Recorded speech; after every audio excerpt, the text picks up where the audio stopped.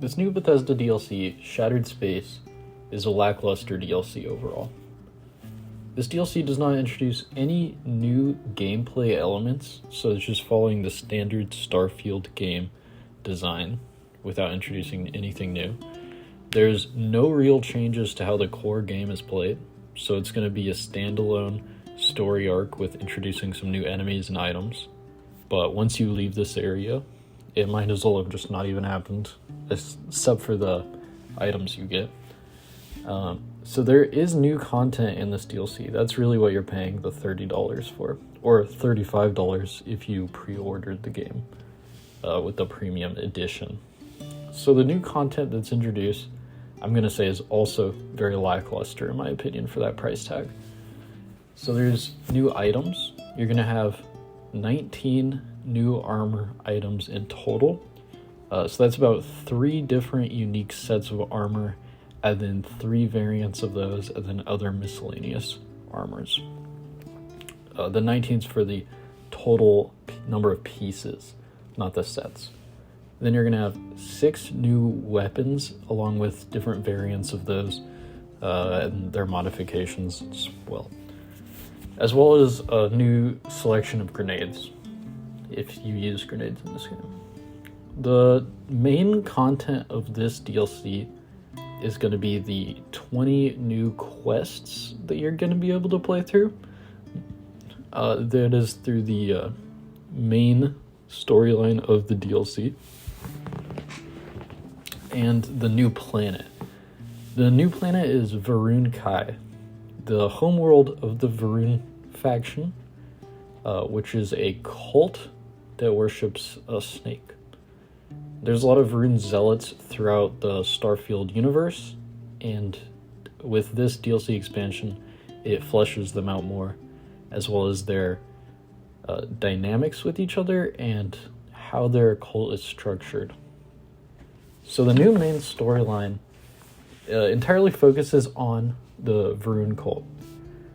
It's laid out in a setting similar to a royal faction hierarchy that would come out of something like a feudal society.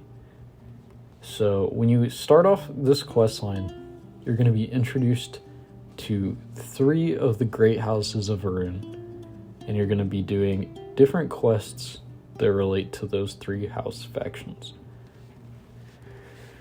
Once you start the quests, you're essentially going to be an errand boy for those 3 houses. There was a great cataclysm or event that took place where a failed lab experiment ended up throwing the planet of Varun Kai into a mess, killing most of the populace and releasing a new enemy, which is the Phantoms. So these 3 houses, which are competing with each other for resources, for whatever reason, are not working to resolve this, and instead you have to come in and clean up their mess to resolve the issue on Varun Kai.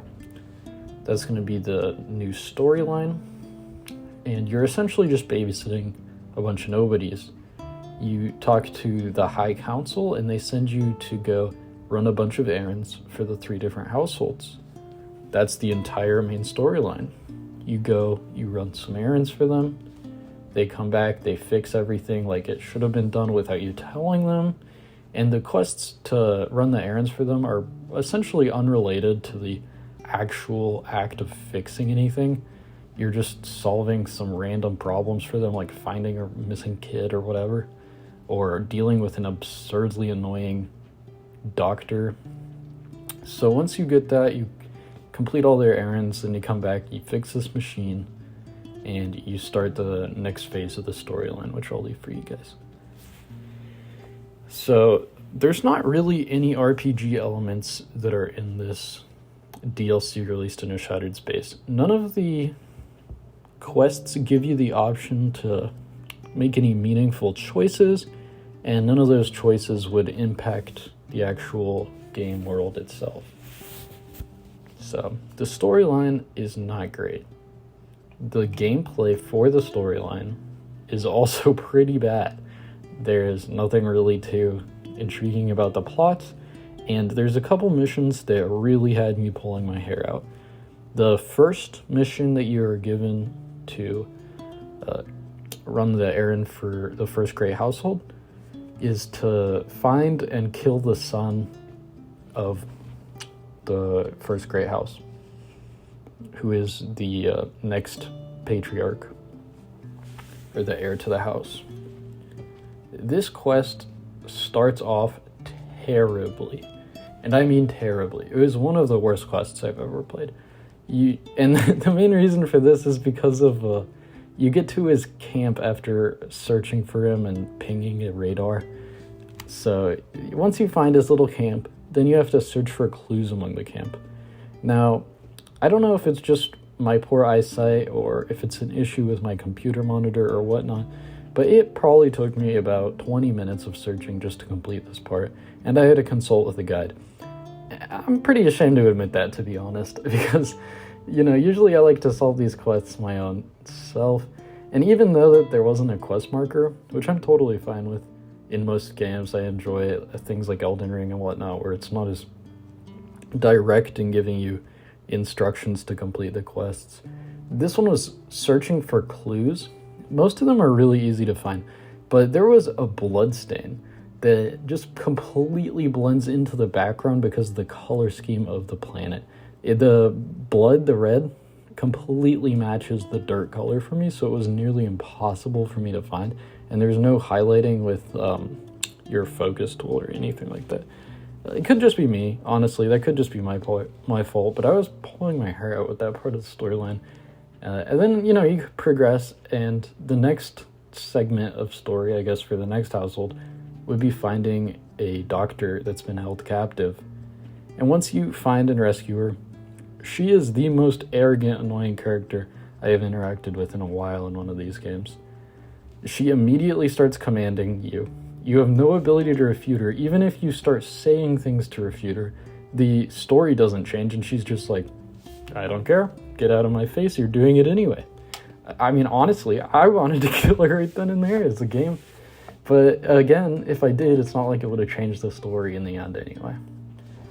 So, the gameplay perspective, I did not enjoy this story. I really didn't.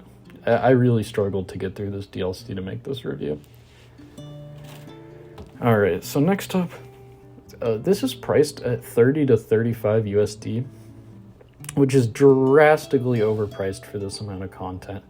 I mean, you're getting barely 3 real new sets of armor, 6 new weapons, and there's not even really 6 new ones, but whatever. And just like a main quest line, and it's not even a good main quest line. The best part of this entire DLC is going to be the new planet. The new planet's really well designed, in my opinion, as far as the rest of the planets in Starfield, but it's still pretty lacking for what it is. The designer of the planet, so the world creator, the map creator, did a really good job, and the planet looks really pretty. It has pretty much a constant nighttime effect with a aurora borealis going on above it, and I did enjoy just looking at the different scenes around the planet as well as the architecture. Some of it was a bit weird, but it was pretty interesting to look at and just see what they were doing. There were a lot of random fireplaces, not even fireplaces, like full braziers in different buildings, and it really seemed like it would be a massive fire hazard throughout, but I guess that's just a subject for the designers. So I did enjoy looking around at different things, but the NPCs that they introduced are just okay. The worlds and quests and items, they're all lackluster, but the actual design of the world was pretty cool. So I'd say that's definitely the strongest point of this, but that is by no means worth $30 to $35. I mean, for that same price, you could get the Phantom Liberty DLC for Cyberpunk, which introduced way more new content, a way better storyline, and it has some awesome new gameplay elements and items. So, overall, I give this DLC a 4 out of 10. They could have done a lot better with a lot of different things. The only reason I would ever say you should purchase this DLC is if you are perfectly happy with how the original Starfield game was, because this in no way changes it. All it does is add a new storyline. So if you completed Starfield and your only complaint was that you didn't have more Starfield to play, then this is perfect for you. $30 to $35, you say, no, I do not want to play the new Phantom Liberty DLC. I don't care. I'm a Bethesda fan. You put that money into Steam, you buy this DLC, bam, you got another 20 plus hours of Starfield. So yeah, there you go, 4 to 10. Thanks for listening, bye.